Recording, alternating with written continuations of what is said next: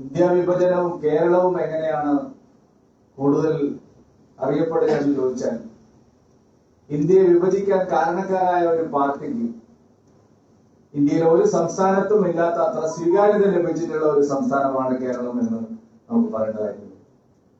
അതേ മുസ്ലിം ലീഗ്, ഒരിക്കൽ പണ്ഡിറ്റ് ജവഹർലാൽ നെഹ്റു ചത്ത കുതിര എന്ന് വിശേഷിപ്പിച്ച മുസ്ലിം ലീഗ്, സ്വാതന്ത്ര്യത്തിന് ശേഷം ആദ്യമായി കേരളത്തിൽ സന്ദർശിക്കാനെത്തിയ നമ്മുടെ ആദ്യത്തെ രാഷ്ട്രപതി ഈ നഗരത്തിൽ ഒരു ഇലക്ട്രിക് പോസ്റ്റിൽ ഈ കാണുന്ന പച്ചക്കൊടി ഏതാണെന്ന് ചോദിച്ചപ്പോ മുസ്ലിം ലീഗിന്റെ കൊടിയാണെന്ന് പറഞ്ഞപ്പോൾ തന്റെ ഗവൺമാനോട് വണ്ടി നിർത്തി, ഡ്രൈവറോട് വണ്ടി നിർത്തിയിട്ട് ആ കൊടി അഴിപ്പിക്കുക എന്ന് പറഞ്ഞ ചരിത്രം നമ്മുടെ കേരളത്തിൽ. ആ പാർട്ടിക്ക് ഇവിടെ വലിയ സ്വീകാര്യത ലഭിച്ചിരിക്കുന്നു. മുസ്ലിം ലീഗ് ഇവിടെ ഒരു സെക്യുലർ പാർട്ടിയാണ്. കേരളത്തിൽ സെക്യുലറിസം എന്ന് പറയുന്നത് ഇവിടുത്തെ പ്രധാന രാഷ്ട്രീയ കക്ഷികളുടെയും മാധ്യമ നിരൂപകന്മാരുടെയും സാമൂഹ്യ സാംസ്കാരിക നായകന്മാരുടെയും ഒക്കെ വീക്ഷണത്തിനനുസരിച്ചുള്ള ഒരു മതനിരപേക്ഷതയാണ്. അവർക്ക് ഗാസയിലേക്ക് നോക്കാൻ കണ്ണുകളുണ്ട്, ബംഗ്ലാദേശിലേക്ക് ഒരിക്കലും അവരുടെ കണ്ണുകൾ എത്തുന്നില്ല. അവരുടെ കാതുകൾ ബംഗ്ലാദേശിലെ ദുരന്തങ്ങൾ കാണുന്നേ. ബംഗ്ലാദേശിലെ അതിഭീകരമായിട്ടുള്ള ഹിന്ദു വംശഹത്യ കഴിഞ്ഞ ഏതാണ്ട് ഒരാഴ്ചയിലധികമായിട്ട് നടന്നുകൊണ്ടിരിക്കുന്നു. നമ്മൾ ആരും തന്നെ കേരളം അതിനെ കണ്ടിട്ടേയില്ല. ഇവിടെ മഴുകുതിരി ജാഥകളില്ല, പ്രമേയങ്ങളില്ല, സാഹിത്യ നായകന്മാരുടെ സംവാദ സദസ്സുകളില്ല. ബംഗ്ലാദേശിലേക്ക് കുറിച്ചുള്ള ഒരു വരി കവിത പോലും. ആയിരക്കണക്കിന് ആളുകളാണ് കൂട്ടപലായനത്തിന് വിധേയമാക്കപ്പെടുന്നത്, പെർസിക്യൂഷന് വിധേയമാക്കപ്പെടുന്നത്, വംശഹത്യക്ക് വിധേയമാക്കപ്പെടുന്നത്.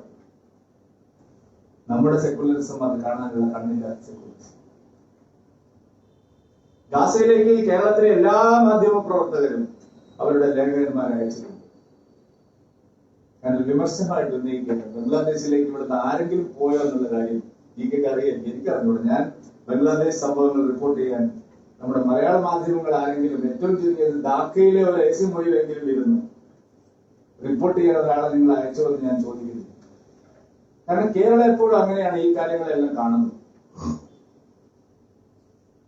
ഞാനിവിടെ വിഭജനത്തിന്റെ ഭീകരതയെ സംബന്ധിച്ചുള്ള വിശദമായ കാര്യങ്ങളിൽ കടക്കുന്നില്ല, ജീവിക്കാതെ പറയും. ഇവിടെ രാജേഷ് സൂചിപ്പിച്ച ഒരു കാര്യമുണ്ട്, സ്വാതന്ത്ര്യം നിലനിൽക്കണം. നാം നാളെ സ്വാതന്ത്ര്യ ദിനം ആഘോഷിക്കും. സ്വാതന്ത്ര്യം നിലനിൽക്കണം. സ്വാതന്ത്ര്യം എന്ന് പറയുന്നത് സ്വന്തമായ തന്ത്രമാണ്. നമ്മൾ സ്വയം ഒരു രാജ്യം ഉയർത്തെഴുന്നേൽക്കുന്ന, സ്വന്തമായി മറ്റുള്ളവരുടെ കാലിലല്ലാതെ നിൽക്കാൻ കഴിയുന്ന ഒരു അവസ്ഥയിലേക്ക് വരുമ്പോഴാണ് നമ്മുടെ സ്വാതന്ത്ര്യം പൂർണ്ണമാവുന്നത് നമ്മൾ പറയുന്നത്. ജനാധിപത്യമായാലും നമ്മുടെ പൗരസമൂഹമായാലും നമ്മുടെ സമ്പദ് വ്യവസ്ഥയായാലും നമ്മുടെ സാമൂഹ്യ നീതിയെക്കുറിച്ചുള്ള ചോദ്യങ്ങളായാലും അവിടെയെല്ലാം സ്വാതന്ത്ര്യം എന്നുള്ള വാക്കിന് പരമപ്രധാനമായിട്ടുള്ള ഒരു ഭാവനയെന്ന് അർത്ഥം. ഇന്ത്യക്ക് സ്വാതന്ത്ര്യം കിട്ടിയിട്ട് എത്രയോ വർഷം കഴിഞ്ഞിട്ടാണ് നമ്മുടെ നാട്ടിലെ കമ്മ്യൂണിസ്റ്റുകാര് ഇന്ത്യൻ സ്വാതന്ത്ര്യ ദിനം ആഘോഷിക്കാൻ തീരുമാനിച്ചത്. ഇന്നിപ്പോ അവര് വലിയ സ്വാതന്ത്ര്യത്തിന്റെ വക്താക്കളായിട്ട് വരുന്നു. കേരളത്തിൽ നമ്മൾ ചിന്തിക്കുമ്പോൾ കേരളത്തിലാണ് ഏറ്റവും കൂടുതൽ. ഇത് സ്വാതന്ത്ര്യ ദിനമല്ല, ആഗസ്റ്റ് 15 അല്ല, ഇത് ആപത്ത് 15 എന്ന് പരസ്യമായി പറഞ്ഞ പാർലമെന്ററിമാരുണ്ട് കേരളത്തിൽ. CPM-ന്റെ അന്നത്തെ CPM, ഇപ്പോഴത്തെ CPM-ന്റെ പല നേതാക്കൾ. എനിക്ക് സ്വാതന്ത്ര്യം കിട്ടിയെന്ന് ആരാണ് പറഞ്ഞത്? കറുത്ത സാഹിബിന്റെ കയ്യിലേക്ക് വെളുത്ത സാഹിബിന്റെ അധികാര കൈമാറ്റം മാത്രമാണ് നടന്നിട്ടുള്ളത്. എനിക്ക് സ്വാതന്ത്ര്യം കിട്ടിയിട്ടില്ല. ഒരു കുഞ്ഞിരാമന്റെ കഥ നമ്മൾ കേട്ടിട്ടുണ്ട്. CPM-ന്റെ ഒരു പ്രമുഖനായിട്ടുള്ള ലോക്കൽ കമ്മിറ്റി നേതാവിന്റെ.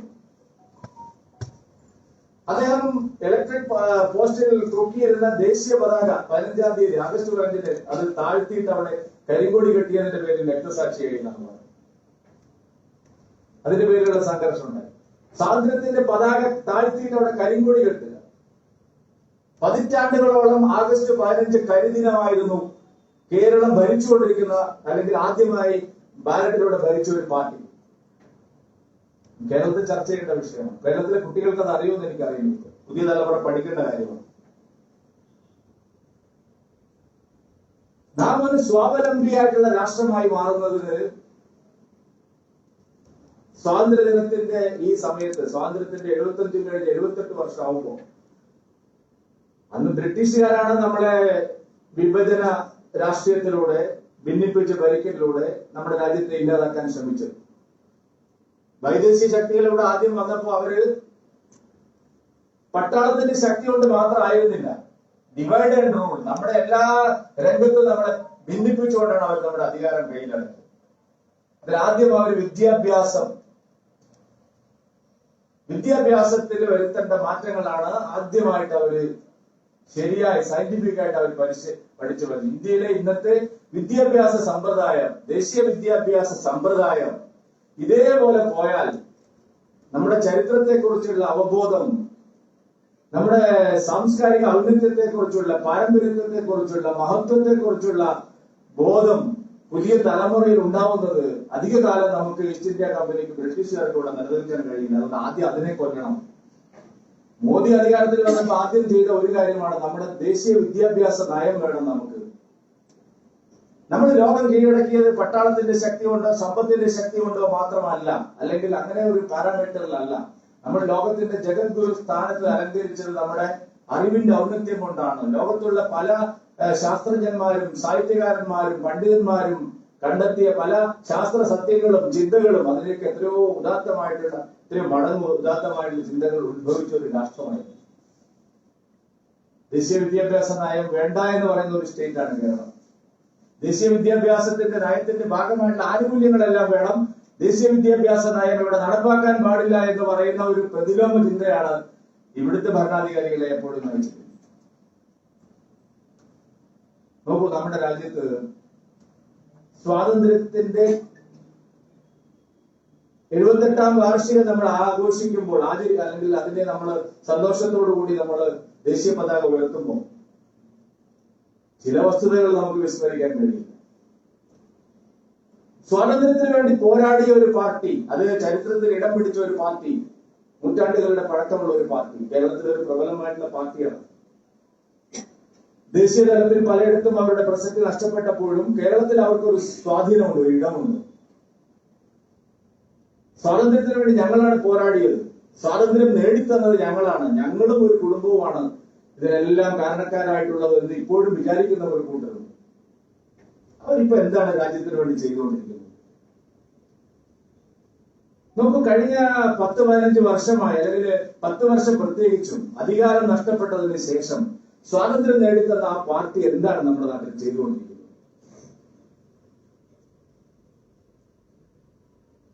ബ്രിട്ടീഷുകാർ പോലും ചെയ്യാത്ത പാതകമാണ് കോൺഗ്രസ് പാർട്ടിയും അതിന്റെ നേതാവ് രാഹുൽ ഗാന്ധിയും ഈ രാജ്യത്തിനെതിരെ ഇപ്പോൾ ചെയ്തുകൊണ്ടിരിക്കുന്നത്. കഠിനമായ പരിശ്രമത്തിലൂടെ നമ്മുടെ രാജ്യം ലോകത്തിന്റെ സമ്പദ്ഘടനയിൽ 5ാമത്തെ സ്ഥാനത്തെത്തി നിൽക്കുക.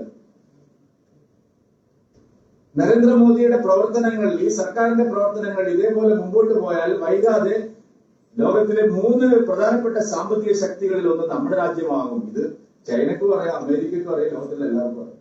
എല്ലാ സാമ്പത്തിക ശാസ്ത്രജ്ഞന്മാരും അത് കാണുന്നു, ഭയപ്പെടുന്നു. ആർക്കാണ് അത് ഇഷ്ടമില്ലാതെ പോകുന്നത്? ഇപ്പോൾ പ്രതിപക്ഷ നേതൃ പദവി ലഭിച്ചിട്ടുള്ള രാഹുൽ ഗാന്ധിയും അദ്ദേഹത്തിന്റെ പാർട്ടിക്കുമാണ് ഏറ്റവും കൂടുതൽ നമ്മുടെ രാജ്യം 3ാമത്തെ സാമ്പത്തിക ശക്തിയായി മാറുന്നതിൽ ഇത്രയും വിഷമമുള്ള ഒരു പാർട്ടി, ഒരു നേതാവ് ഉണ്ടായിരുന്നു. എന്താണ് ഹിൻഡൻബർഗും സോറോസും ഒക്കെ ഉണ്ടാക്കുന്ന വിവാദങ്ങളുടെ പിന്നിൽ എന്നാണെന്ന് നാം മലയാളികൾ ധരിച്ചു വെച്ചിരിക്കുന്നത്? എന്താണ് കഴിഞ്ഞ 2 പരീക്ഷണങ്ങൾ കോൺഗ്രസ് പാർട്ടിയുടെ ഉറ്റമിത്രമായിട്ടുള്ള സോറോസിന്റെ നേതൃത്വത്തിൽ വിദേശ താല്പര്യങ്ങൾ, ഇന്ത്യക്കെതിരായ താല്പര്യങ്ങൾ, ചൈനയുടെ താല്പര്യങ്ങൾ എന്ന് പരസ്യമായി സാധാരണക്കാരന് ബോധ്യപ്പെടുന്ന കളങ്കിത സംഘങ്ങളുമായി ചേർന്ന് രാഹുൽ ഗാന്ധി നടത്തിക്കൊണ്ടിരിക്കുന്ന പ്രചാരണങ്ങൾ നിഷ്കളങ്കമായി തള്ളിക്കളയാൻ കഴിയുന്നതാണോ? എന്താണ് 2 ഘട്ടങ്ങളിലായിട്ട് അദ്ദേഹം നമ്മുടെ ഓഹരി വിപണിയിൽ കഴിഞ്ഞ തവണ വലിയ തകർച്ചയുണ്ടായി. അദാനിക്കെതിരാണെന്നാണ് പറയുന്നത്, ഇന്ത്യക്കെതിരാണ്. രാഹുൽ ഗാന്ധിയും സംഘവും ഇന്ത്യക്കെതിരായിട്ടുള്ള, രാജ്യത്തിനെതിരായിട്ടുള്ള പ്രവർത്തനമാണ് നടത്തിക്കൊണ്ടിരിക്കുന്നത്. വിശ്വാസ്യത തകർക്കുകയാണ്. ഇന്ത്യയിൽ നിക്ഷേപിക്കാൻ തയ്യാറായി ലോകം മുഴുവനുള്ള ആളുകൾ, ഇന്നും പല രാജ്യങ്ങളെയും ചൈനയെ ഉപേക്ഷിച്ച് ആളുകൾ ഇന്ത്യയിൽ നിക്ഷേപിക്കാൻ വരുന്നു. ഇത്രയും നിക്ഷേപ സൗഹൃദമായിട്ടുള്ള ഒരു രാഷ്ട്രം ഇവിടെ വന്ന് മുതൽ മുടക്കിയാൽ വികസനം ഉണ്ടാവും. അങ്ങനെയുള്ള ശക്തികൾ ഇവിടെ വന്ന് മുതൽ മുടക്കിയാൽ വികസനം ഉണ്ടാവും. ഇവിടെ ആരും നിക്ഷേപിക്കരുത്. രണ്ടാം ദൗത്യം പരാജയപ്പെട്ടു പോയി എന്നുള്ളത് ഒരു വസ്തുതയാണ്. പക്ഷെ ആ ഉദ്ദേശശുദ്ധി കോൺഗ്രസ് പാർട്ടിയുടെ ദേശവിരുദ്ധ മനോഭാവം, മുൻ പറയുന്ന പേര് ഇന്ത്യ മുന്നണി എന്നാണ്, പക്ഷെ ഓൾവേസ് ആന്റി ഇന്ത്യയാണ് അവരുടെ ഓരോ നിലപാടും. ഞാനിത് ഏതെങ്കിലും ഒരു സംഭവത്തിന്റെ അടിസ്ഥാനത്തിൽ മാത്രം പറയുന്നതല്ല. ഇന്ത്യക്കെതിരായിട്ടുള്ള പരസ്യ നിലപാടാണ്. ഇന്ത്യ എന്ന് പറയുന്ന സങ്കല്പത്തിനെതിരായിട്ടുള്ള പരസ്യ നിലപാടാണ്. ഭാരത് ജോഡോ എന്നാണ് പറയുന്നത്. പക്ഷെ തുക്കടയാണ് മനസ്സിൽ അവരുടെ ആഗ്രഹം. ഭാരതത്തെ ഛിന്നഭിന്നമാക്കണം. നോക്ക്, ലോകത്തിൽ ഞാനൊരു 4-5 ഉദാഹരണങ്ങൾ ചൂണ്ടിക്കാണിക്കാം. അധികം ഞാൻ എന്റെ പ്രസംഗം നീട്ടുന്നില്ല. ലോകത്തിലെ ഏറ്റവും നല്ല, ഏറ്റവും ട്രാൻസ്പെറന്റ് ആയിട്ടുള്ള, ഏറ്റവും വിശ്വാസയോഗ്യമായിട്ട് തെരഞ്ഞെടുപ്പ് നടക്കുന്ന രാജ്യം നമ്മുടെ ഇന്ത്യ രാജ്യമാണ്. സ്വാതന്ത്ര്യ സമര സേനാനികള് സ്വപ്നം കണ്ട ജനാധിപത്യത്തെ കുറിച്ച് നാം കണ്ട സ്വപ്നം അതേപോലെ ഇന്നും ഒരു വെള്ളം ചേർക്കാതെ, ഒരു പോറൽ പോലും ഏൽക്കാതെ 78 വർഷം കഴിഞ്ഞിട്ട് നമ്മുടെ രാജ്യം കൊണ്ടുപോവുകയാണ്. ഈ കോൺഗ്രസ് പാർട്ടി ജനാധിപത്യത്തെ കശാപ്പ് ചെയ്യാൻ ഭരണഘടനയെ സസ്പെൻഡ് ചെയ്ത് അലഹബാദ് ഹൈക്കോടതി തെരഞ്ഞെടുപ്പ് കൃത്രിമമാണ് ഇന്ദിരാഗാന്ധിയുടെ പേരിൽ ആരോപിച്ചത്. അലഹബാദ് ഹൈക്കോടതി വിധി, രാജനാരായണൻ കൊടുത്ത കേസ് തെരഞ്ഞെടുപ്പ് അഴിമതിയാണ്. സർക്കാർ ജീപ്പുകൾ, പോലീസ് വാഹനങ്ങൾ, സർക്കാർ സംവിധാനങ്ങൾ, ഒഫീഷ്യൽ മിഷനറി ഇന്ദിരാഗാന്ധിയുടെ തെരഞ്ഞെടുപ്പിന് ഉപയോഗിച്ചു എന്നുള്ള തെളിവുകളാണ് രാജനാരായണൻ കോടതിയിൽ ഹാജരാക്കിയത്. അങ്ങനെയാണ് ഇന്ദിരാഗാന്ധി അയോഗ്യയാക്കിയത്. അല്ലാതെ ഇന്ദിരാഗാന്ധി മറ്റു കേസൊന്നുമല്ല. ആ അയോഗ്യരാക്കിയപ്പോഴാണ് ഭരണഘടനയെ സസ്പെൻഡ് ചെയ്തത്.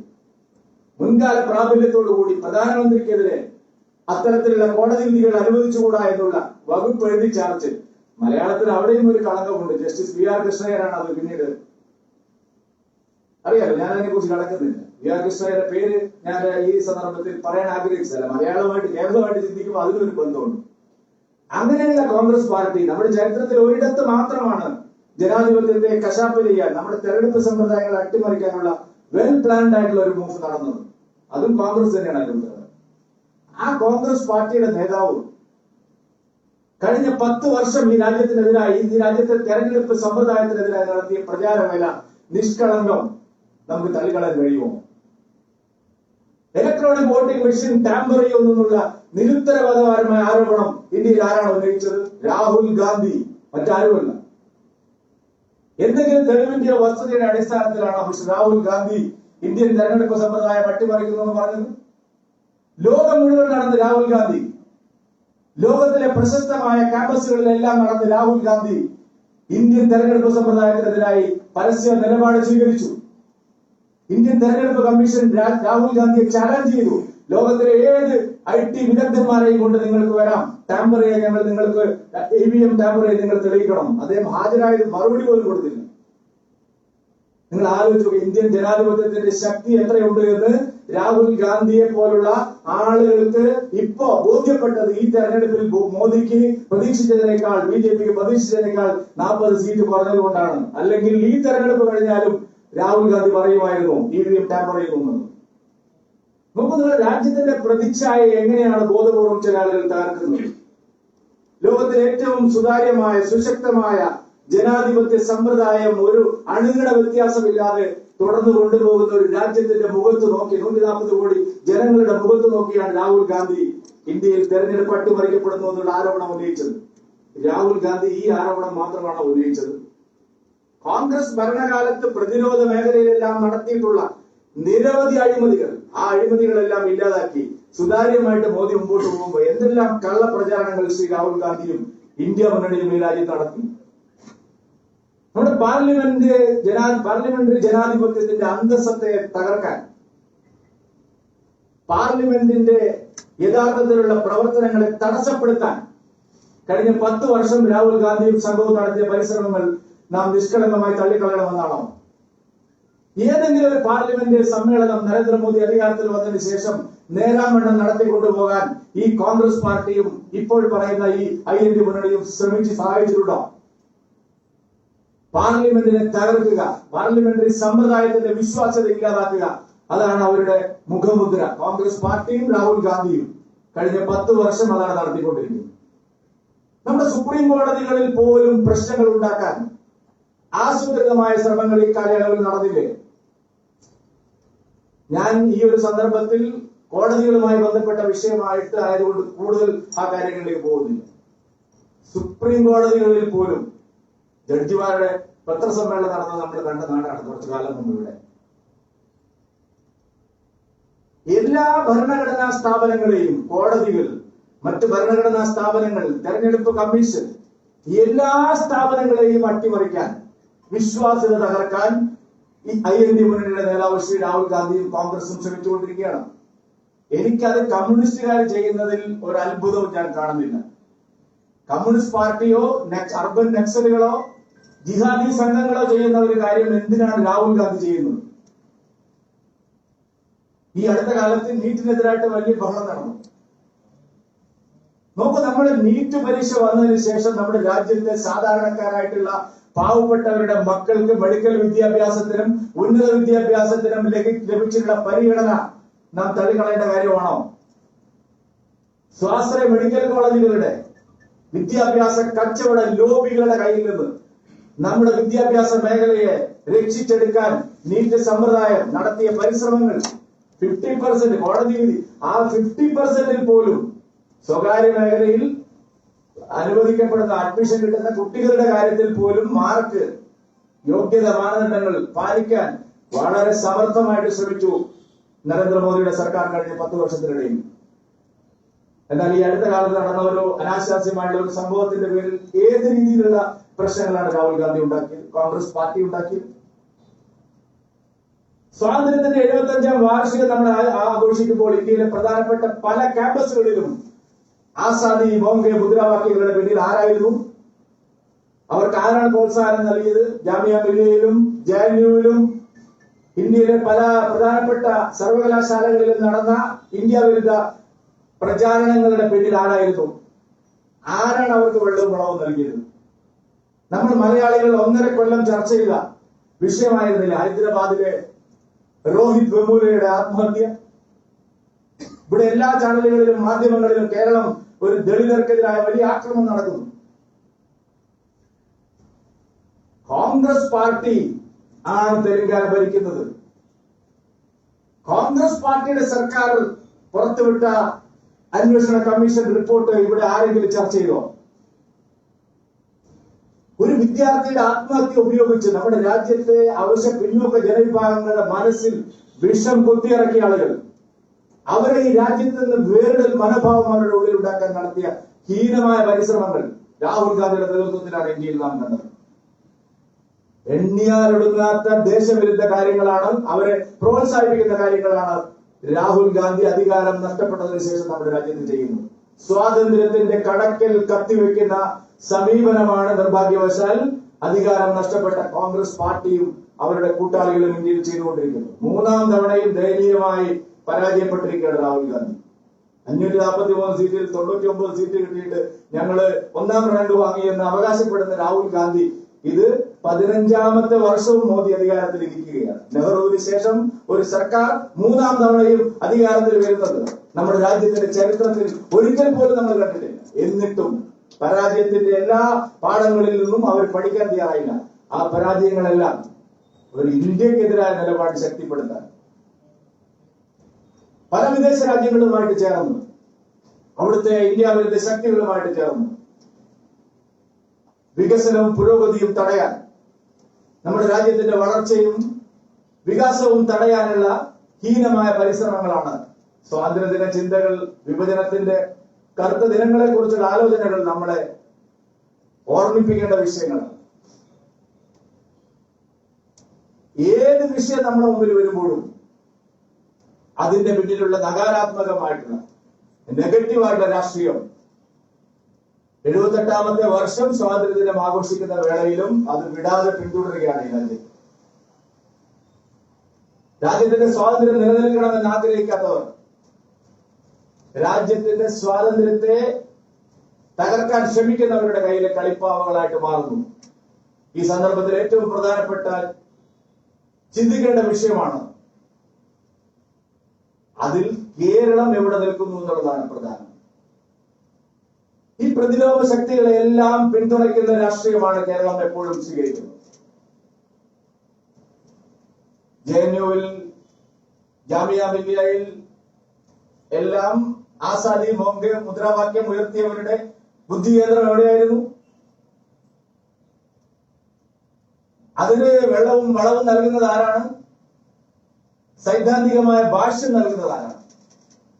നമ്മുടെ രാജ്യത്തിന്റെ സ്വാതന്ത്ര്യത്തിന്റെ ഏറ്റവും വലിയ ശത്രുക്കൾ ഭീകരവാദികളാണ്. ഇപ്പോൾ മോദി സർക്കാർ അധികാരത്തിൽ വന്നതിന് ശേഷം മതഭീകരവാദത്തിനെതിരായിട്ട് പല്ലും നഖവും ഉപയോഗിച്ചുള്ള ശക്തമായ നടപടികളുണ്ട്. അതിന്റെ ഭാഗമായിട്ടാണ് PFI നിരോധനം ഉൾപ്പെടെ നടന്നിട്ടുള്ളത്. ആ PFI നിരോധിക്കപ്പെട്ടില്ലായിരുന്നു എന്ന് നാം സങ്കല്പിക്കുക.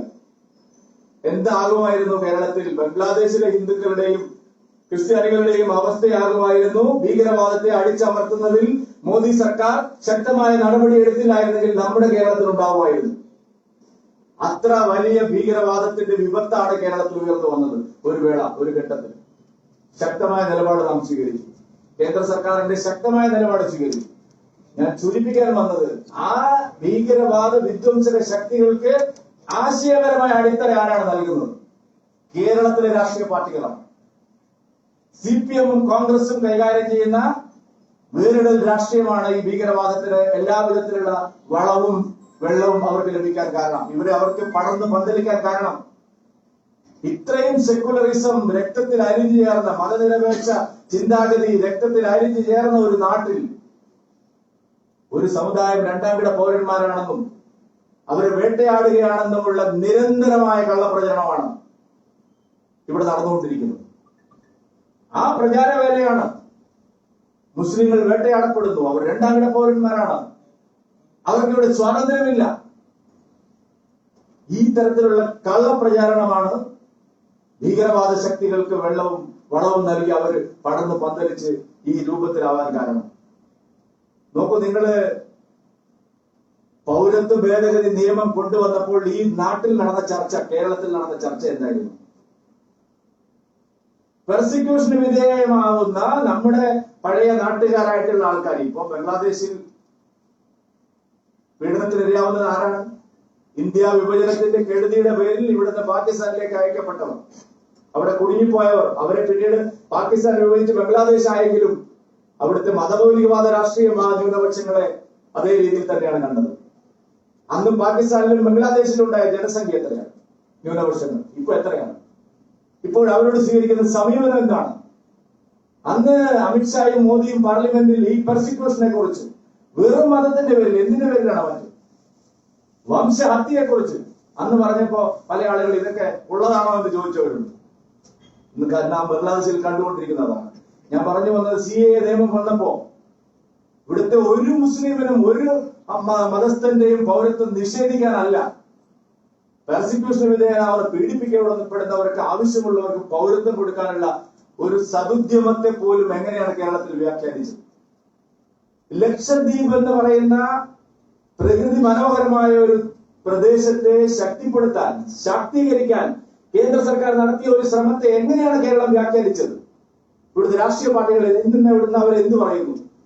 ഐഷ സുൽത്താനമാരും മാധ്യമങ്ങളും എല്ലാം ചേർന്ന് നമ്മളെ വേട്ടയാടി നിങ്ങൾ പറഞ്ഞു.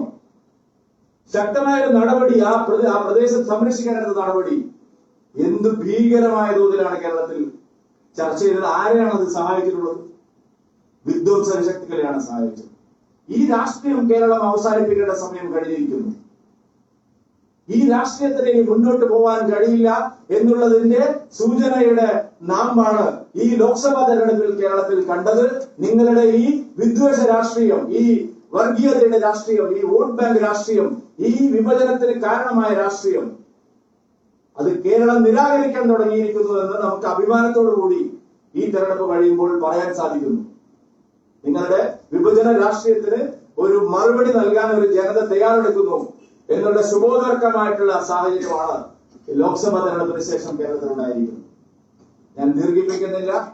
രാഹുൽ ഗാന്ധിയും CPM-ഉം അവരുടെ കൂടെ നിൽക്കുന്ന IND മുന്നണിയും ഈ രാജ്യ താല്പര്യത്തെക്കാൾ കൂടുതൽ മോദി വിരോധത്തിന്റെ പേരിൽ, ഇന്ത്യ വിരോധത്തിന്റെ പേരിൽ അത് ഇന്ത്യ വിരോധമായി മാറ്റിയിട്ട് രാജ്യത്തിനെതിരെ തന്നെയാണ് പ്രവർത്തിക്കുന്നത്. നാം തിരിച്ചറിയണം എന്നുള്ള ഒരു സന്ദേശം മാത്രം നൽകിക്കൊണ്ട് എന്റെ എളിയ വാക്കുകൾ ഞാൻ അവസാനിപ്പിക്കുകയാണ്. ഈ സമ്മേളനം ഔപചാരികമായി ഉദ്ഘാടനം ചെയ്ത് അറിയിച്ചുകൊണ്ട് നിർത്തുന്നു. നിങ്ങൾക്ക് നമസ്കാരം. വന്ദേ മാതരം.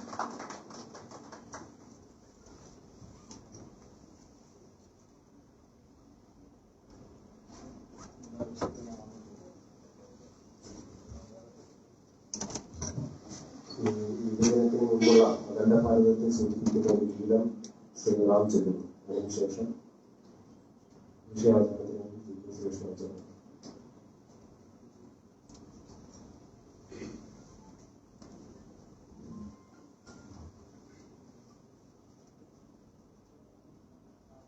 അഹോ ദിവ്യമാനേ മഹോദാരസി നമോസ്തോംബികേ മഹാമംഗലേ വിശാലോജ്വലം നിമ്മഭൂതകാലം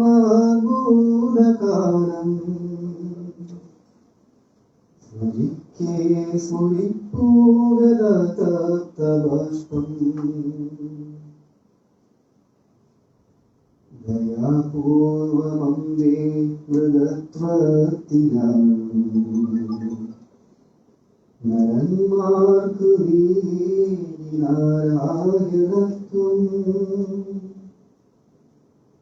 ചിതൽ പൂറ്റുപോലും ചിദാനന്ദരൂപം ധരിച്ചു നമിച്ചു ജഗത്താകവേ മഹത്തായ ദിഗ്ജയത്തിൻ്റെ പറക്കും പതാകയ്ക്ക് കൈകൂപ്പുവാൻ നിരന്തരങ്ങൾ തോറും വ്രതം പൂണ്ടു നിന്നു പുരാമത്യ രാഷ്ട്രാന്തരം തെങ്ങളാ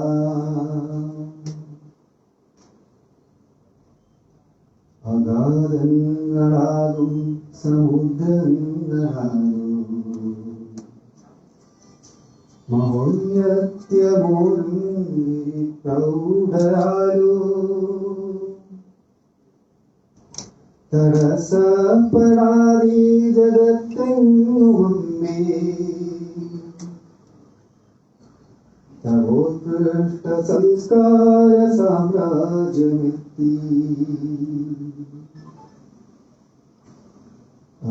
അഭോകഷ്ടമംബേ കഥാ മാത്രമായി ഭവിക്കുന്നു പൂർവ സൗവർണകാലം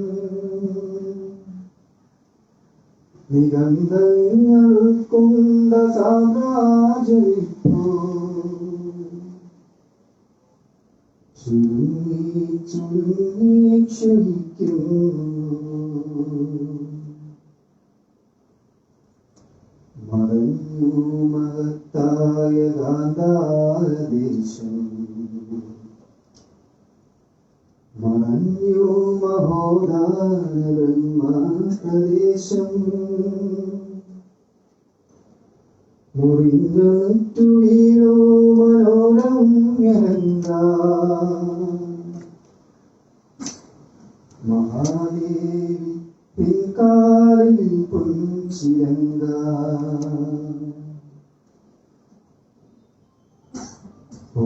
പൊറുക്കാവതെല്ലാം സിന്ധു തടത്തി ജ്വലിപ്പിച്ചയാകാഗ്നി കെട്ടു ശുഭേ ഇതെന്തമ്മ പഞ്ചാപവും വംഗവും വിളങ്ങിട്ടു നിമ്മട്ട് വീര്യഭാവം ഉണർന്നേറ്റ് പോകോടി കോടി സുഖന്മാർ ജയപ്പൊൻകൊടി കൂറ പേരും ഭടന്മാർ ഉയർ കൊണ്ടുപോ നിങ്കര പ്രൗഢി വീണ്ടും ശുഭാശിസ്സു മാത്രം ചൊരിഞ്ഞാലും അമ്പേ അഹോ ദിവ്യമാലേ മഹോദാരശീലേ നമോസ്തുംബികേ മഹാമംഗലേ വിശാലോജ്വലം നിമ്മ ഭൂതകാലം സ്മരിക്കേ സ്മരിപ്പൂവ്യതകർത്തവാഷ്പം സ്മരിക്കേ സ്മരിപ്പൂവ്യതകർത്തവാഷ്പം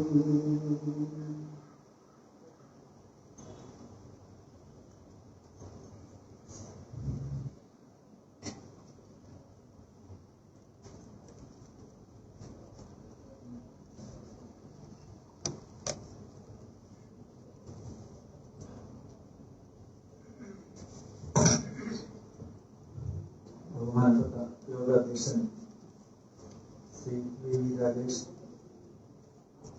ഉദ്ഘാടകൻ BJP സംസ്ഥാന പ്രസിഡന്റുമായ Shri K Surendran, Shri Suresh V, Shri Kulanad Ashokan, Paloor Santhosh, JR Padmakumar, Shri Sudheer, Shri Sivankutty, Shri Karamana Jayan, പ്രിയപ്പെട്ട സഹോദരി സഹോദരന്മാർ, സമകാലീന രാഷ്ട്രീയത്തിലെ വിഭജനത്തിന്റെ പ്രത്യാഘാതങ്ങളെ കുറിച്ചാണ് ശ്രീ കെ സുരേന്ദ്രൻ ഏതാണ്ട് സവിസ്തരം പ്രതിപാദിച്ചു. ഇന്ന് ഭാരതത്തിൽ ഇപ്പോൾ അരങ്ങേറുന്നത് രാഹുൽ ഗാന്ധി എന്ന് വിളിക്കുന്നത് ശരിയാണെന്ന് എനിക്കറിയില്ല, തെറ്റാണെന്നാണ് എൻ്റെ അഭിപ്രായം. രാഹുൽ എന്ന നെഹ്റു കുടുംബക്കാരന്റെ അധികാരത്തോടുള്ള അടങ്ങാത്ത അഭിവാഞ്ചം, അത് സൃഷ്ടിക്കുന്ന പ്രശ്നം. ഇതേ അവസ്ഥ തന്നെയായിരുന്നു 1947. രാഹുലിന്റെ മുതുമുത്തശ്ശനായ നെഹ്റുവിന്റെ അധികാരത്തോടുള്ള അടങ്ങാത്ത ഭ്രമം, ആ ഭ്രമമാണ് ഒരുപക്ഷെ ഭാരതത്തിന്റെ വിഭജനത്തിലേക്ക് എത്തിയത്. മഹാത്മാഗാന്ധി ഭാരതത്തിന്റെ വിഭജനത്തിനെതിരായിരുന്നു. സ്വാതന്ത്ര്യം നേടാൻ വേണ്ടി ഈ ഭാരതത്തെ മുറിക്കണമെങ്കിൽ, വെട്ടിമുറിക്കണമെങ്കിൽ അത് എന്നെ മുറിച്ചതിന് ശേഷമായിരിക്കണമെന്നായിരുന്നു ഗാന്ധിജിയുടെ നിലപാട്. ആ നിലപാട് തിരുത്തി ഭാരതത്തെ വിഭജിക്കാൻ മുൻകൈയെടുത്തത് നെഹ്റുവായി. ആ തീരുമാനം എടുക്കുന്ന ദിവസങ്ങളിലെ ഗാന്ധിജിയുടെ അന്നത്തെ അദ്ദേഹത്തിന്റെ ചിന്തകൾ രേഖപ്പെടുത്തിയിട്ടുണ്ട്. ഗാന്ധിജി വെച്ച നിർദ്ദേശം ജിന്നയെ ഭാരതത്തിന്റെ പ്രധാനമന്ത്രിയാക്കിക്കൊണ്ട് ഈ പ്രശ്നത്തിന് പരിഹാരം ഉണ്ടാക്കാമെന്നായിരുന്നു. പക്ഷെ ജിന്നയായിരുന്നു പ്രധാനമന്ത്രി ആയതെങ്കിൽ രോഗഗ്രസ്തനായ ജിന്ന കൂടുതൽ കാലം ജീവിക്കില്ല, നെഹ്റുവിന് തന്നെ പ്രധാനമന്ത്രിയാകാം, ഭാരതം വിഭജിക്കപ്പെടാതെ സുഗമമായി പോകും. ഏറ്റവും പുതിയ പുസ്തകം 97 Blunders of നെഹ്റു ഇപ്പം മാർക്കറ്റിൽ അവൈലബിൾ ആണ്. ആ പുസ്തകത്തിൽ നെഹ്റുവിന്റെ ഏറ്റവും വലിയ ബ്ലണ്ടറായിട്ട് പറഞ്ഞിരിക്കുന്നത് ജില്ലയെ പ്രധാനമന്ത്രിയാക്കാനുള്ള ഈ ഗാന്ധിജിയുടെ നിർദ്ദേശം തള്ളിയതാണ്. അവിടെ തുടങ്ങുന്നു അബദ്ധങ്ങളുടെയും ഘോഷയാത്ര. ഗാന്ധിജി എന്താ പറഞ്ഞ്? ഗാന്ധിജി അത് പറഞ്ഞു, ഇന്ന് ഞാൻ തനിച്ചായിരിക്കും, അവരെല്ലാം പറയുന്നതായിരിക്കും ശരി, ഞാൻ മാത്രമാണ് ഇരുട്ടിൽ ഉഴലുന്നത്. അത് കാണാൻ ഒരുപക്ഷെ ഞാൻ ഉണ്ടായില്ലെന്ന് വരാം. ഞാൻ ഭയപ്പെടുന്ന ആപത്ത് സംഭവിക്കുകയും, ഞാൻ ഭയപ്പെടുന്ന ആപത്ത് എന്ന് പറയുന്നത് ഭാരതത്തിന്റെ വിഭജനമാണ്. ഞാൻ ഭയപ്പെടുന്ന ആപത്ത് സംഭവിക്കുകയും ഇന്ത്യയുടെ സ്വാതന്ത്ര്യം അപകടത്തിലാവുകയും ചെയ്യുന്നെങ്കിൽ ഈ കിഴവൻ അതിനെക്കുറിച്ച് ചിന്തിച്ച് അനുഭവിച്ച മനോവേദന ഭാവി തലമുറകൾ അറിയട്ടെ, മഹാത്മാഗാന്ധി രേഖപ്പെടുത്തി. അതിനടുത്ത ദിവസം പ്രഭാതത്തില് ഗാന്ധിജി ഡൽഹിയിലെ തെരുവിലൂടെ നടക്കുമ്പോൾ കോൺഗ്രസ് പ്രവർത്തകരിൽ ഒരാൾ ചോദിച്ചു ഗാന്ധിജിയോട്, തീരുമാനം എടുക്കേണ്ട സമയത്ത് അങ്ങ് ചിത്രത്തിലില്ല, അങ്ങും അങ്ങയുടെ ആദർശങ്ങളും പുറന്തള്ളപ്പെട്ടിരിക്കുന്നു. ഗാന്ധിജി മറുപടി പറഞ്ഞു, അത് ശരി തന്നെ, എന്റെ ചിത്രങ്ങളിലും പ്രതിമകളിലും മാല ചാർത്താൻ ഓരോരുത്തരും വലിയ താല്പര്യമാണ് കാണിക്കുന്നത്. പക്ഷേ എന്റെ ഉപദേശം അനുസരിക്കാൻ അവരാരും ഒരുക്കമല്ല. രാജ്യം വെട്ടിമുറിക്കുന്നതിന് സമ്മതിക്കുന്നതിനേക്കാൾ തന്റെ ശരീരം വെട്ടിമുറിക്കുന്നതാണ് തനിക്കിഷ്ടമെന്ന് പലപ്പോഴും പ്രതിജ്ഞ ചെയ്തിട്ടുള്ള ഗാന്ധിജി പക്ഷേ മൗണ്ട് ബാറ്റനുമായിട്ടുള്ള നടത്തിയ ചർച്ചയും അന്ന് അദ്ദേഹം മൗനബോധത്തിലായിരുന്നു. രാത്രിയില് മൗണ്ട് ബാറ്റനുമായിട്ടുള്ള ചർച്ചയ്ക്ക് വരുമ്പോൾ AC മുറിയിലെ കുളിര് താങ്ങാൻ അദ്ദേഹത്തിന് കഴിഞ്ഞില്ല. എന്നിട്ട് എഡിന മൗണ്ട് ബാറ്റൻ ഒരു സെക്ടർ കൊണ്ടുവന്ന് പുറപ്പിച്ചിട്ടാണ് ഗാന്ധിജി മൗണ്ട് ബാറ്റനുമായിട്ട് ചർച്ചയ്ക്ക് ഇരിക്കുന്നത്. എഴുതി കൊടുക്കുകയായിരുന്നു. ഗാന്ധിജിയുടെ മുന്നിൽ മൗണ്ട് ബാറ്റൻ ഉന്നയിച്ച ഒരു സംഭവത്തിനും അദ്ദേഹം മറുപടി പറഞ്ഞില്ല. അദ്ദേഹം പറഞ്ഞു, ഇനിയും എപ്പോഴെങ്കിലും കാണാൻ കഴിയുകയാണെങ്കിൽ അന്ന് ഉന്നയിച്ച കാര്യങ്ങൾക്ക് ഞാൻ മറുപടി പറയാം എന്ന് പറഞ്ഞു. പക്ഷെ തീരുമാനം അവർ എടുത്തു. ബാക്കിയുള്ളവരുമായിട്ട് നടത്തിയ ചർച്ചയ്ക്ക് ശേഷം നെഹ്റുവും സർദാർ പട്ടേലും മുഹമ്മദ് അലി ജിന്നയും ഒക്കെയായി നടത്തിയ ചർച്ചയ്ക്ക് ശേഷം മൗണ്ട് ബാറ്റൻ ഏകപക്ഷീയമായിട്ടാണ് ഭാരതത്തിന്റെ സ്വാതന്ത്ര്യത്തിന്റെ തീയതി തീരുമാനിച്ചത്. പക്ഷെ കോൺഗ്രസ് അന്ന് മുന്നോട്ട് വെച്ച അഭിപ്രായം എന്താണ്? ഹിന്ദുസ്ഥാൻ എന്ന പേര് വേണം. അവർ പാകിസ്ഥാൻ എടുത്തു. പകരം ഞങ്ങൾക്ക് ഇന്ത്യ എന്ന പേര് തന്നെ വേണം. അന്ന് ഐക്യരാഷ്ട്ര സംഘടന അടക്കമുള്ള സഭയല്ല, സംഘടന UN ആണ്. UN അടക്കമുള്ള സംഘടനകളിലെ ഇന്ത്യ എന്ന പേര് ഞങ്ങൾക്ക് വേണം, ഹിന്ദുസ്ഥാൻ എന്നുള്ള പേര് ഞങ്ങൾക്ക് വേണം. പിന്നീട് നടത്തിയ ചർച്ചകളിൽ ഭാരതത്തിന്റെ സ്വത്തും കടവും വിഭജിക്കാനാണ് പോയത്. സ്വത്തിന്റെയും കടബാധ്യതയുടെയും 17% പാകിസ്ഥാനും ബാക്കി ഇന്ത്യയും. സർദാർ പട്ടേലിനൊപ്പം KM പട്ടേലിനെയും മുഹമ്മദ് അലിയെയും സർദാർ പട്ടേലിന്റെ മുറിയിൽ രാത്രി കൊണ്ടുവന്ന് പൂട്ടിയിട്ടിട്ടാണ് ഈ തീരുമാനം എടുത്തത്. ജംഗമ സ്വത്തുക്കളുടെ 80% ഭാരതത്തിനും 20% പാകിസ്ഥാൻ. 18,077 മൈൽ റോഡിൽ 4,913 മൈൽ പാകിസ്ഥാൻ. 26,421 മൈൽ റെയിലില് 7,112 മൈൽ റെയിൽ അവർക്ക്. 12 ലക്ഷം വരുന്ന സൈനികരുടെ വിഭജനമായിരുന്നു ഏറ്റവും വലിയ കീറാമുട്ടി. പിന്നീട് കാശ്മീരിൽ ഭാരതത്തിനെതിരെ പട നയിച്ച യാക്കൂബ് ഖാൻ അദ്ദേഹം ഭാരതത്തിൽ നിന്ന് പാകിസ്ഥാനിലേക്ക് കൂടുന്നത്. പക്ഷേ അദ്ദേഹത്തിന്റെ ഉമ്മ പോകാൻ തയ്യാറായി. ഒരു വെള്ള സാരി എടുത്ത് ആ അമ്മ പറഞ്ഞു, കഴിഞ്ഞ 200 വർഷങ്ങളായിട്ട് നമ്മുടെ കുടുംബം ഭാരതത്തിലാണ് സേവിച്ചിട്ടുള്ളത്. നിന്റെ മുത്തശ്ശനും പിതാവും അടക്കമുള്ള പലരും ഭാരതത്തിന് വേണ്ടി പോരാടി വീരചരമം പ്രാപിച്ചവരാണ്. അതുകൊണ്ട് നിന്റെ തീരുമാനം തെറ്റാണെന്ന് പറഞ്ഞു. പക്ഷെ യാക്കൂബ് ഖാൻ പാകിസ്ഥാനിലേക്ക് പോയി. അദ്ദേഹത്തിന്റെ സഹോദരൻ യൂനിസ് ഖാൻ ഗഡ്വാൾ റെജിമെന്റിന്റെ തലവനായിട്ട് ഭാരതത്തിൽ തുടർന്നു. ആ വിഭജനത്തിന്റെ വിത്തുകൾ അല്ലെങ്കിൽ ആ വിഭജനം സൃഷ്ടിച്ച പ്രത്യാഘാതം നെഹ്റു എപ്പോഴും നെഹ്റുവിന്റെ കാര്യങ്ങൾക്ക് വേണ്ടി മാത്രമേ സമയം ചെലവഴിച്ചു. ഗാന്ധിജിയുടെ അഭിപ്രായങ്ങൾക്ക് പോലും അദ്ദേഹം ഗാന്ധിജി ഒരു ഉപകരണമായിട്ടോ അല്ലെങ്കിൽ മുഖംമൂടിയുമായിട്ടോ മാത്രമാണ് വിഷയലംബടനായ നെഹ്റു ഉപയോഗിച്ചത്. എന്റെ പത്രപ്രവർത്തക നിലയിൽ എന്റെ സഭ്യമായ ഭാഷയിൽ എനിക്ക് അത്രയും പറയാൻ കഴിയുന്നു. രാത്രി 2 മണിക്ക് ഇംഗ്ലണ്ടിൽ ലണ്ടനിലേക്ക് പോയിരുന്ന ലണ്ടൻ ഫ്ലൈറ്റില് അർദ്ധരാത്രി കുത്തിയിരുന്ന എഡിന മൗണ്ട് ബാറ്റന് അദ്ദേഹം എഴുതിയിരുന്ന പ്രണയലേഖനങ്ങൾ ഇപ്പോ അടുത്തിടയ്ക്ക് അദ്ദേഹത്തിന്റെ മകൾ പമേല അത് പ്രസിദ്ധീകരിച്ചിട്ടുണ്ട്. വായിച്ച വെൺമണി വിഷ്ണു മഹൻ നമ്പൂതിരിയൊക്കെ എഴുതിയിട്ടുള്ള സാധനങ്ങളൊന്നും അതിനടുത്ത് വരില്ല. ആ മൗണ്ട് ബാറ്റനെ സ്വാതന്ത്ര്യം പ്രാപിച്ചതിന് ശേഷവും ഭാരതത്തിന്റെ ഗവർണർ ജനറലാക്കി നിയമിക്കണമെന്ന നിർദ്ദേശം വെച്ചത് നെഹ്റുവാണ്. അത് എഡിനയുമായിട്ടുള്ള അദ്ദേഹത്തിന്റെ ബന്ധം കാരണം കഴിഞ്ഞില്ല. എഡിന വർഷങ്ങൾക്ക് ശേഷം എഡിന മൗണ്ട് ബാറ്റൻ മരിക്കുമ്പോൾ അവരുടെ മൃതദേഹം കടലിൽ സംസ്കരിക്കാൻ ഭാരതത്തിന്റെ നാവികസേനയുടെ കപ്പൽ വിട്ടുകൊടുത്തതും നെഹ്റുവായിരുന്നു. അപ്പൊ ഈ നെഹ്റുവിന്റെയൊക്കെ ചിന്ത അല്ലെങ്കിൽ അവരുടെയൊക്കെ പോക്ക്, അവരുടെയൊക്കെ മനസ്സ് എവിടെയായിരുന്നു എന്നുള്ള കാര്യം നമ്മൾ ചിന്തിക്കണം. വിഭജനം സൃഷ്ടിച്ച പ്രത്യാഘാതങ്ങൾ കൂടി നമ്മൾ ആലോചിക്കും.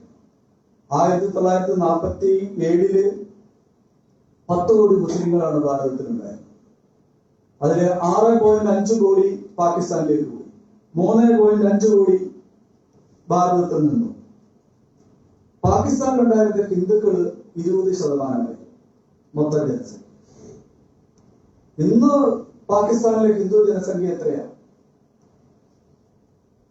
മുസ്ലിം ജനസംഖ്യ എത്രയാണ്? അത് അറിയില്ല. പാകിസ്ഥാനിലെ 20% ഹിന്ദുക്കൾ ഉണ്ടായിരുന്നത് ഇന്ന് 2.17% കുറഞ്ഞു. അന്ന് 3.5 കോടി മുസ്ലിങ്ങൾ ഭാരതത്തിലുണ്ടായിരുന്നത് 20 കോടിയായി. ന്യൂനപക്ഷത്തിന്റെ കൂടെയുള്ള ഭാരതത്തിന്റെ കാഴ്ചപ്പാടും ഭാരതത്തിന്റെ കരുതലും എന്തായിരുന്നു എന്നുള്ളത് മനസ്സിലാക്കണം. 22% മുസ്ലിങ്ങളാണ്, ഹിന്ദുക്കളാണ് ബംഗ്ലാദേശിലുണ്ടായിരുന്നത്. ഇപ്പൊ ഏറ്റവും അവസാനത്തെ കണക്കനുസരിച്ച് 7.8%. ബാക്കിയുള്ളവർക്ക് എന്തു പറ്റി? ഇത് സ്വാതന്ത്ര്യത്തിന് മുമ്പ് തന്നെ തുടങ്ങി. ആഗസ്റ്റ് 14 വൈകിട്ട് ഇപ്പൊ കോൺഗ്രസുകാർ നിഷേധിക്കുന്ന ചെങ്കോൽ, അധികാരത്തിന്റെ പ്രതീകമായ ചെങ്കോൽ തമിഴ്നാട്ടിൽ നിന്ന് കൊണ്ടുവന്ന അതേ സന്യാസിമാരുടെ കയ്യിൽ നിന്ന് ഏറ്റുവാങ്ങിയ നെഹ്റു രാജകീയ എങ്ങനെയാണ് രാജാവ് അധികാരത്തിൽ ഏൽക്കുന്നത്, ആ ചടങ്ങുകൾ മുഴുവൻ ഹിന്ദു മതാചാര പ്രകാരം ആ ചെങ്കോലും കിരീടവും അധികാര ചിഹ്നങ്ങൾ ഏറ്റുവാങ്ങിയ നെഹ്റു അത് കഴിഞ്ഞ് മുഖത്തെ ഭസ്മം തുടച്ചു മാറ്റി ഭക്ഷണത്തിനിരിക്കാൻ പോകുന്ന സമയത്താണ് അദ്ദേഹത്തിന് ലാഹോറിൽ നിന്ന് ഫോൺ വരുന്നത്. ആ സമയത്ത് 2 പേര് അവിടെ ഉണ്ടായിരുന്നു. ഒന്ന് ഇന്ദിരാഗാന്ധി, മകളും പത്മജ നായിഡു എന്ന് പറയുന്ന അതിഥി. അപ്പൊ ആ ഫോണിൽ പറഞ്ഞു, ഇവിടെ ലാഹോറിലെ ഓൾഡ് സിറ്റിയിൽ ഹിന്ദുക്കളും സിഖുകാരും താമസിക്കുന്ന പ്രദേശത്തെ ജലവിതരണം വിച്ഛേദിച്ചിരിക്കുന്നു. കൊടും ചൂടില് ദാഹം കൊണ്ട് ജനങ്ങൾക്ക് ഭ്രാന്ത് പിടിക്കുന്ന അവസ്ഥയായിരിക്കുന്നു. പാർപ്പിടങ്ങളിൽ നിന്ന് പുറത്തു കിടക്കുന്ന സ്ത്രീകളെയും കുട്ടികളെയും മുസ്ലിം ജനക്കൂട്ടം കശാപ്പ് ചെയ്യുന്നു. നഗരത്തിന്റെ അരട സംഭാഗങ്ങളിൽ അനിയന്ത്രിതമായ രീതിയിൽ ഹിന്ദു പ്രദേശങ്ങളിൽ തീ ആളിപ്പടരുന്നു. അവിടെ ഫോൺ വിളിച്ച ആളോട് നെഹ്റു ഉറക്കം ചോദിച്ചത് പത്മജ നായിഡുവും ഇന്ദിരാഗാന്ധിയും കേട്ടുകൊണ്ടാണ്. ഈ ഭാരതത്തിന്റെ പൂന്തോട്ടമായ ലാഹോർ കത്തിയെരിയുമ്പോൾ ഞാൻ എങ്ങനെ ഈ നാടിനെ അഭിസംബോധന ചെയ്യും? നെഹ്റു ഉറക്കെ ചോദിക്കുന്നുണ്ടായിരുന്നു. അന്ന് ആ ദിവസങ്ങളിൽ അതിർത്തിയിൽ ഉടനീളം നടന്നത് ക്രൂരമായ കൊലപാതകമായിരുന്നു. ആഗസ്റ്റ് 15 അമൃത്സർ റെയിൽവേ സ്റ്റേഷനിലേക്ക് വന്ന 10ാം നമ്പർ ഡൗൺ എക്സ്പ്രസ് ആ തീവണ്ടി വന്ന് നിന്നു. അതിന്റെ ബോഗിയിൽ നിന്ന് ഒരാൾ പോലും പുറത്തേക്ക് ഇറങ്ങിയില്ല. അവിടുത്തെ സ്റ്റേഷൻ മാസ്റ്റർ ചാനി സിംഗ് വിളിച്ചു പറഞ്ഞു, അവിടെ ഉറക്കെ അനൗൺസ് ചെയ്തു, നിങ്ങളിപ്പോൾ അമൃത്സറിലാണ് എത്തിയിട്ടുള്ളത്. ഇവിടെയുള്ള ഞങ്ങളൊക്കെ ഹിന്ദുക്കളും സിഖുകാരുമാണ്, പോലീസുകാരും സ്ഥലത്തുണ്ട്, ഒട്ടും ഭയപ്പെടേണ്ട. പക്ഷേ ആ തീവണ്ടിയുടെ കോച്ചുകളിൽ നിന്ന് ഇറങ്ങാൻ ആൾക്കാരുണ്ടായില്ല. മൃതദേഹത്തിന്റെ കൂമ്പാരങ്ങളിൽ നിന്ന് ഒറ്റപ്പെട്ട ചില ഞരക്കങ്ങൾ കേട്ടു. ഭർത്താവിന്റെ ഉടവേർപ്പെട്ട ചിരസ് പൊക്കിയെടുത്തുകൊണ്ട് പുറത്തിറങ്ങി ഒപ്പം അമ്മമാരുടെ മൃതദേഹങ്ങൾ കെട്ടിപ്പിടിച്ച് അപ്പോഴും പാലം പിടിക്കുന്ന കുഞ്ഞുങ്ങൾ, കരയുന്ന കുഞ്ഞുങ്ങൾ. തീവണ്ടിയിലെ ഓരോ മുറിയിലും ഇതുതന്നെയായിരുന്നു കാഴ്ച. ആ വണ്ടിയുടെ 10ാമത്തെ കോച്ചിൽ മാത്രം ഒരു സന്ദേശം എഴുതി വെച്ചിരുന്നു. നെഹ്റുവിനും പട്ടേലിനുമുള്ള സ്വാതന്ത്ര്യ സമ്മാനം ആണിത്. നെഹ്റുവിനും പട്ടേലിനുമുള്ള സ്വാതന്ത്ര്യദിന സമ്മാനമാണിത്. അതിന്റെ തലേ ദിവസം, ഇത് ഞാൻ പുസ്തകത്തിന്റെ പേര് പറയാം, സിയാൽകോട്ടിലെ പണമിടപാടുകാരനായ പ്രേംസിംഗ്, അദ്ദേഹത്തിന്റെ വീട് മുസ്ലിങ്ങൾ കൊള്ളയടിക്കാൻ വരികയാണ്. നൂറ്റാണ്ടുകളായിട്ട് അവിടെ സിയാൽകോട്ടിൽ പണമിടപാട് സ്ഥാപനം പരമ്പരാഗതമായി നടത്തിയിരുന്ന ആളാണ്. അദ്ദേഹത്തിന്റെ വീട്ടിൽ 2 തോക്കുണ്ടായിരുന്നു. തോക്കുമായിട്ട് അദ്ദേഹം ഇവരെ നേരിട്ടു. ആ നേരിട്ട സമയത്ത് ഈ അദ്ദേഹത്തിന്റെ ഭാര്യ അദ്ദേഹത്തിന്റെ 6 പെൺമക്കളെയും കൊണ്ട് മട്ടുപ്പാവിലേക്ക് വന്നു. മട്ടുപ്പാവിലെ ഒരു വീപ്പ പെട്രോൾ കൊണ്ടുവന്നിട്ട് ആ ദേഹത്ത് ഒഴിച്ചിട്ട് ആ 6 പേരും അവിടെ ആത്മഹത്യ ചെയ്തു. ഇത് സ്വാതന്ത്ര്യ വർദ്ധനാത്രി എന്ന് പറയുന്ന പുസ്തകത്തിന്റെ 313 പേജിൽ ഈ സംഭവം രേഖപ്പെടുത്തിയിട്ടുണ്ട്. ഞാൻ കളവ് പറയുകയാണെന്ന് വിചാരിക്കേണ്ട.